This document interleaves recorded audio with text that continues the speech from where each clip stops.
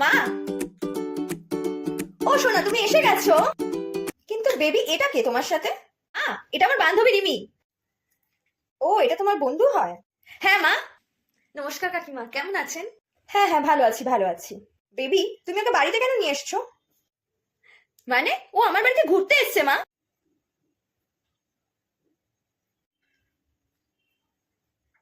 আর মা ও আমাকে খুব হেল্প করে, পড়াশোনায় খুব ভালো, আমাকেও পড়াশোনায় হেল্প করে। বেবি তুমি একদম আমার মুখে মুখে তর্ক করবে না, আমি বাবার সাথে কথা বলছি তোমার বিহেভিয়ার নিয়ে।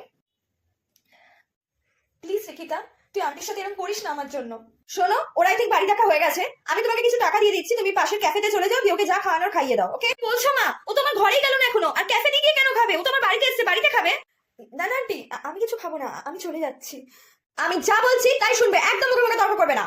আমি এখন যাকে তাকে আমার ঘরে এন্ট্রি দিতে পারবো না, আমার ঘরে এক্সপেন্সিভ জিনিস রাখা আছে। ওকে মা, এসব কি বলছো তুমি? আন্টি, আমরা দুবেলা খেতে পাই না এটা ঠিক, কিন্তু আমরা চোর নই। এই মেয়ে, তোমার এত সাহস, তুমি এখানে দাঁড়িয়ে আমার মুখে মুখে তর্ক করছো? ক্ষমা করবেন আন্টি, ছোট মুখে বড় কথা বলে ফেলেছি। রিমি তুই প্লিজ কিছু মনে করিস না রে, আসলে বন্ধু। রিমি প্লিজ যাস না, সরি প্লিজ। মা এটা তুমি কি করলে? মাম্মা তুমি এখন অনেক ছোট, তুমি বোঝো না এরা কিভাবে তোমার ফায়দা নিয়ে নেবে, বুঝতে পেরেছো? প্লিজ মা তুমি চুপ করো, গরিব বড় লোক থেকে বন্ধুত্ব হয় না, আর ও কোনোদিন আমার ফায়দা নেয়নি।